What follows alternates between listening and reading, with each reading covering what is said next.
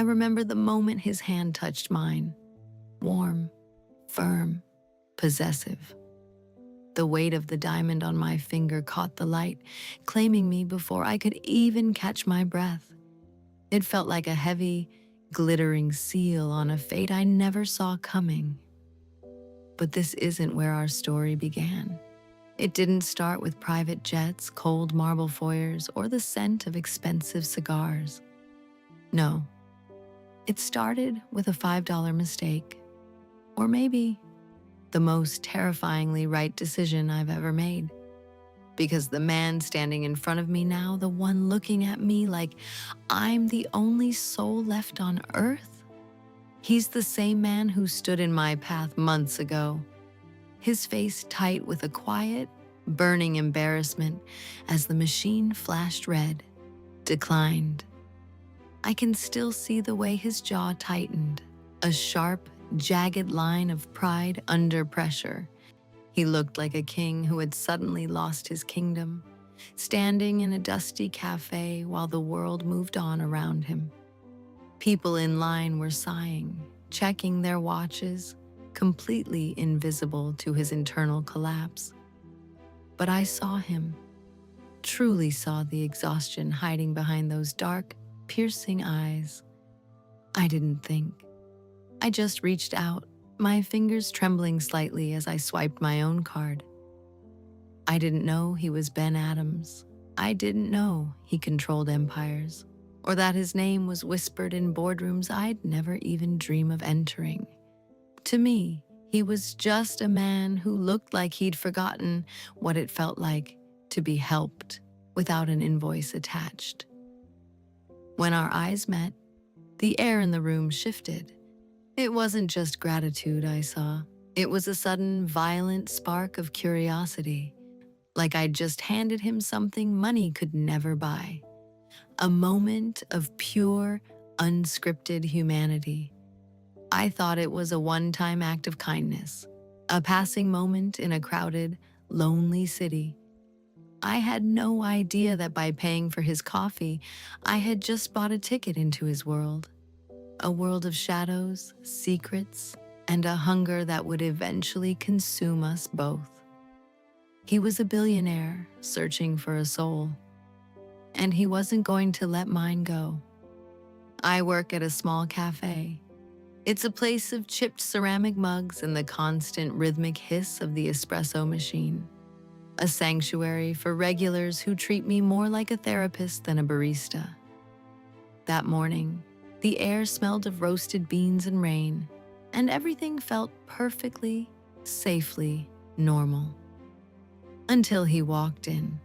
The bell above the door didn't just chime, it seemed to announce him. He was tall, draped in a coat that cost more than my rent, moving with a controlled grace that made the cramped space feel, suddenly, too small. He was the kind of man who didn't raise his voice because he didn't have to. He simply owned the air around him. When his eyes met mine, the breath hitched in my throat, trapped by a gaze so sharp it felt like a physical touch. Great start, Linda. Real professional. I watched his long, blunt fingers reach for his wallet, hands that looked like they were built to hold onto things, to command. But then, the machine let out that sharp, mocking beep, declined. He tried again, his knuckles whitening against the plastic. Another beep.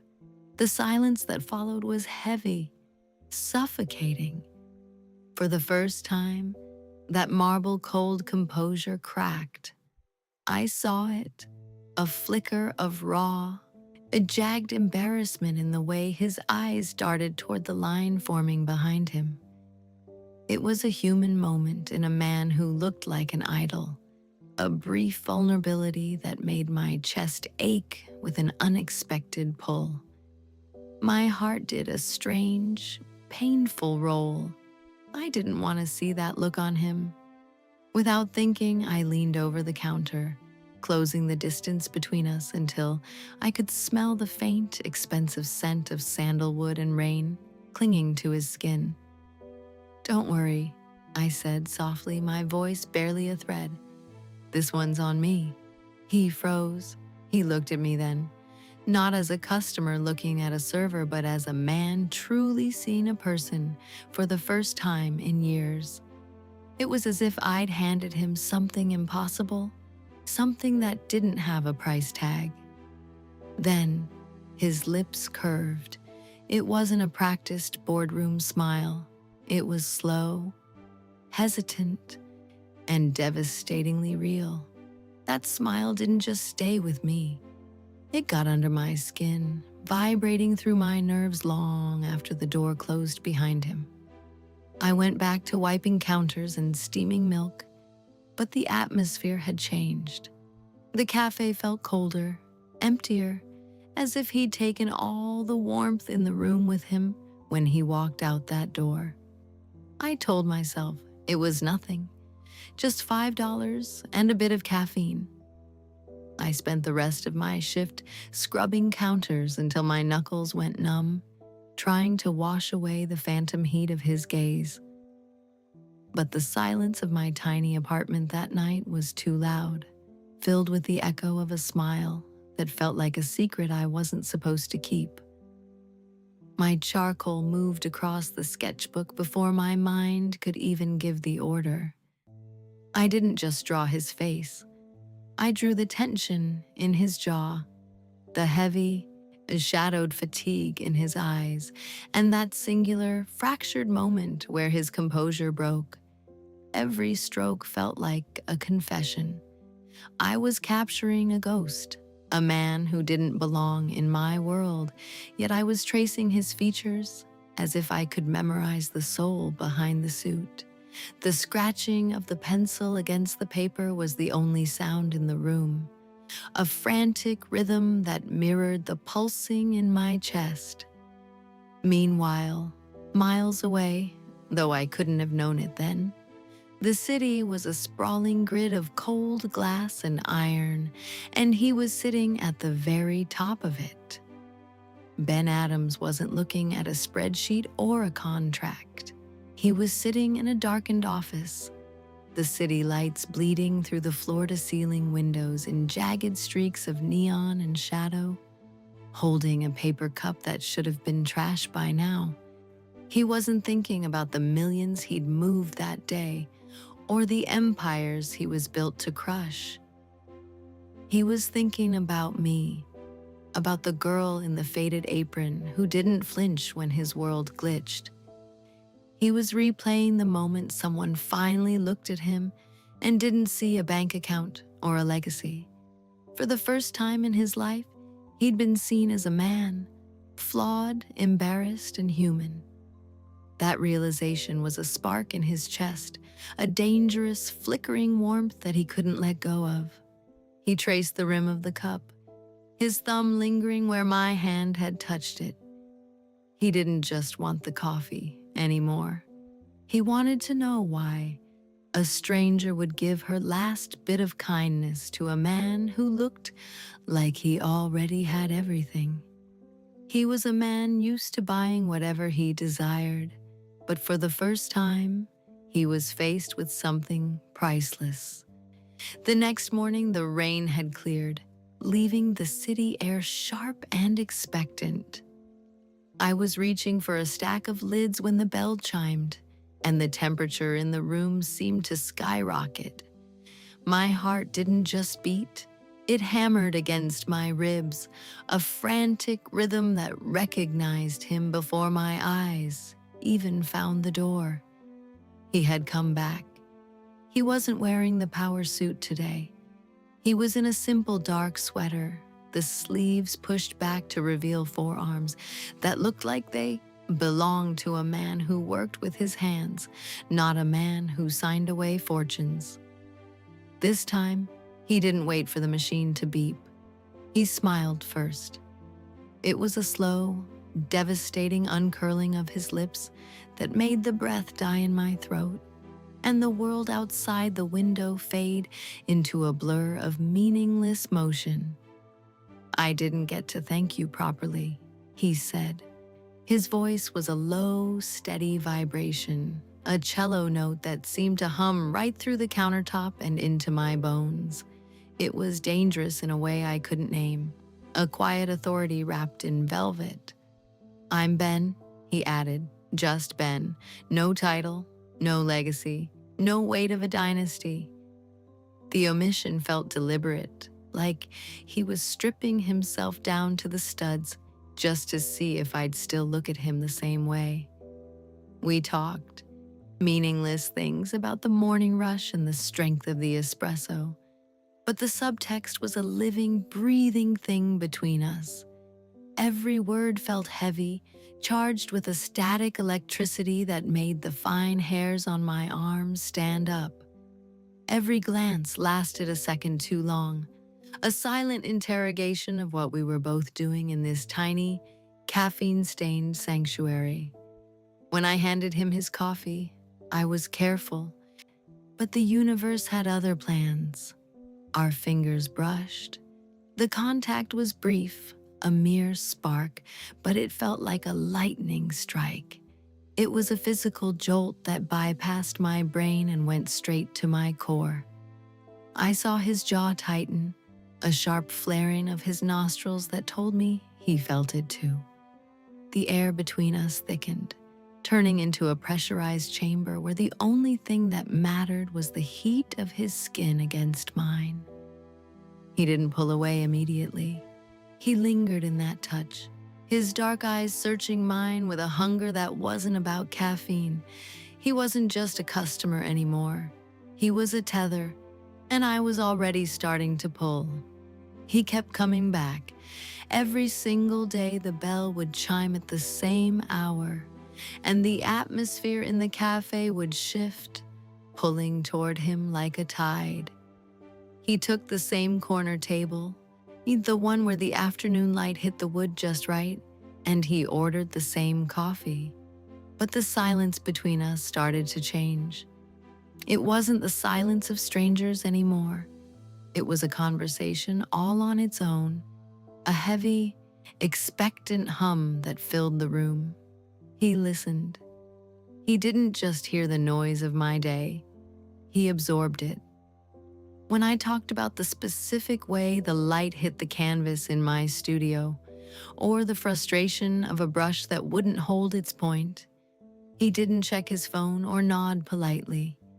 He watched my mouth as I spoke, his focus so absolute it felt like being under a spotlight. To a man who surely spent his life in boardrooms full of people shouting for his attention, my quietest, most mundane thoughts seemed to be the only thing that mattered. Our world began to expand beyond the four walls of the cafe. We started walking through the city as the sun dipped below the skyline, painting the glass towers in shades of bruised purple and gold. We talked about dreams that felt too big for my small apartment, and he spoke of a life that felt strangely hollow, though he never said why. Sometimes we walked for blocks in total silence, our shoulders nearly brushing, the only sound the rhythmic strike of our shoes on the pavement. Those were my favorite moments, when the air was thick with everything we weren't saying, a physical tension so tight it felt like it might snap. Then came the evening the shift changed. A regular had caught me near the end of the counter, his hand lingering too long on mine as he moved from friendly to aggressive. He was leaning in, his breath smelling of stale cigarettes and entitlement. Ignoring the way I was backing into the espresso machine, my heart starting to spike. Before I could even find my voice to shut him down, the air in the room went cold. Ben was there. He didn't run. He didn't shout. He simply stepped into my space, his large frame creating an impenetrable wall between me and the threat. He didn't look at the man with anger. He looked at him with a terrifying, icy indifference, as if the guy were a bug he was deciding whether or not to crush. "She's busy," Ben said.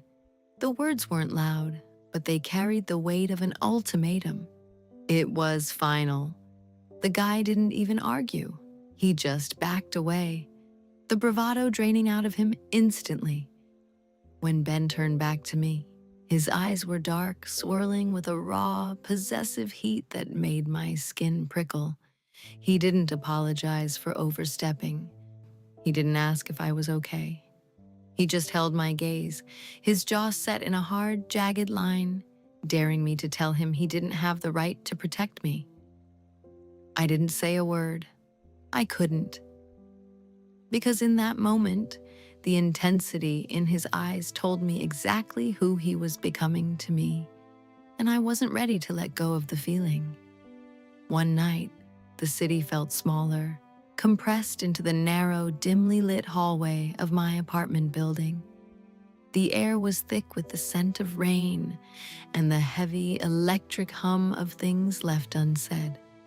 We were standing so close I could feel the radiant heat of his body, a silent invitation that made my pulse erratic. He reached out, his thumb grazing the line of my jaw with a tenderness that felt like a bruise. His gaze was anchored to mine, stripped of that usual boardroom steel. "There's something about you," he whispered, his voice a low, jagged rasp that vibrated in the small space between us. "Something that makes me feel home." My heart didn't recover from that. It didn't just skip a beat, it surrendered. In his world of glass towers and cold numbers, I was the only thing that felt solid, and the weight of that realization made the air in my lungs vanish.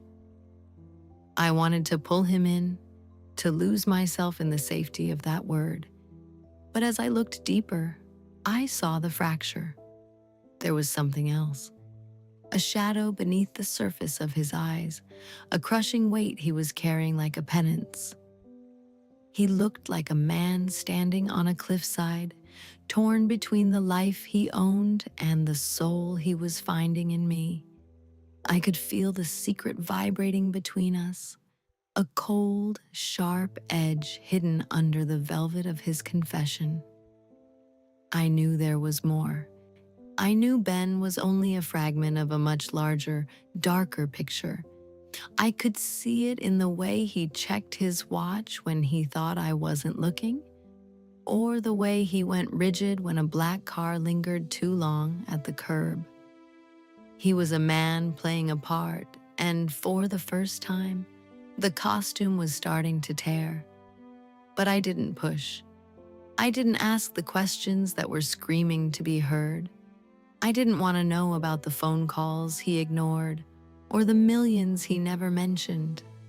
Because whatever we had, this raw, fragile connection, it felt more real than any truth he could give me.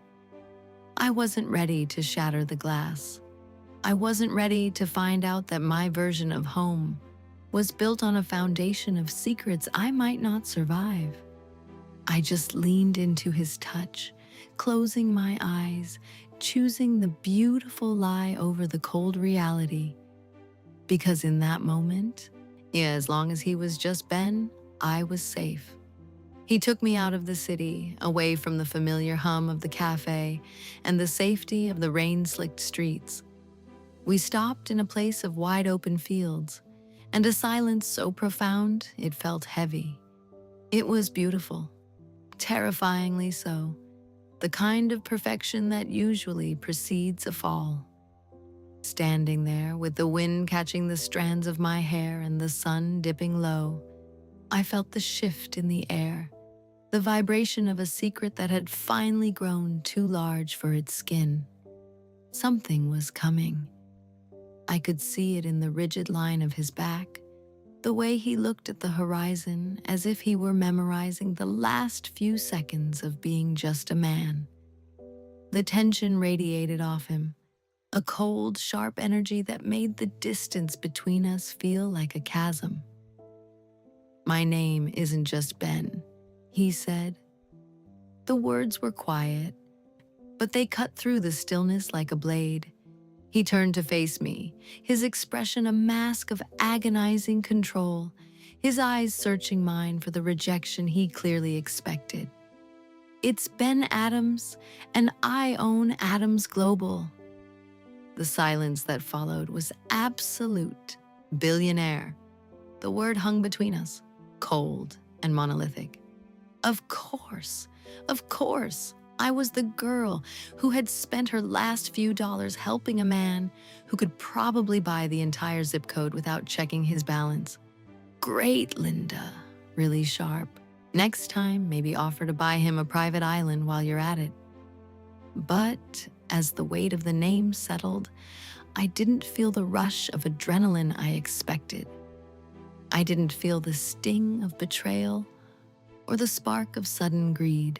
I didn't feel impressed by the glass towers or the private jets that name represented. Those were just things, hollow accessories to the man who stood before me now, looking more vulnerable than he had when his card declined. I just looked at him, really looked at him, beyond the expensive sweater and the shadow of his legacy.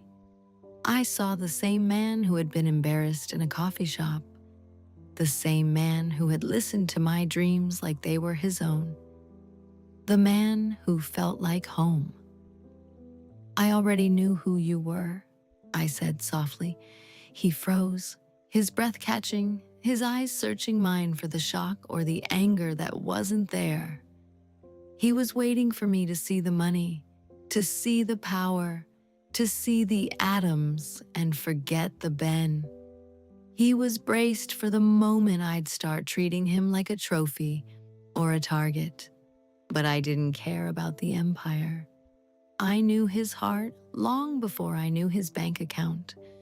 And that was a wealth he couldn't buy and I would never sell. He didn't try to buy me. He didn't come to me with a signed deed or a set of golden keys, expecting me to fall into his arms out of a sense of debt. Ben knew me better than that. He knew that if he tried to pave my way with gold, I'd only find another path to walk just to prove I could. But then he led me to the space. It was an old industrial loft on the edge of the district, where the windows were tall enough to drink in every drop of the morning sun. The air inside was cool, smelling of raw potential and the faint, sweet scent of dust. My art studio, the dream I'd kept folded in my pocket like a frayed photograph, was suddenly standing right in front of me, breathing. I hesitated at the threshold, my hand trembling as I touched the cold iron doorframe. The weight of his wealth suddenly felt like a barrier, a mountain I hadn't asked to climb. I looked at him, my eyes stinging with a sudden, sharp fear that I was becoming just another one of his acquisitions, a project he could fund and finish. "I can't take this, Ben," I whispered, the words catching in a throat tight with pride. "I want to earn it. I want it to be mine, not something given to me because you have too much." He didn't move toward me. He stayed exactly where he was, his silhouette framed against the light, his presence absolute and unmoving. When he spoke, his voice was a soft, jagged caress that dismantled my defenses piece by piece. "I'm not giving you anything, Linda," he said. The vibration of his voice seemed to settle deep in my bones. "I'm not buying your success. I'm just providing the canvas. You're the one who has to do the work, the one who has to stay up until dawn, making something out of nothing. I'm simply helping you build what was already yours the moment you picked up a brush." That's when the last of the glass shattered. This wasn't a transaction. It wasn't about the power of a billionaire or the charity of a man with an empire. It was about a partner who saw my worth before I dared to. It was about the quiet, steady support of a man who didn't want to own me, but wanted to stand beside me while I owned myself. This wasn't about his money. It was about us. I looked at the empty white walls, seeing them already filled with color and light, and then I looked back at him.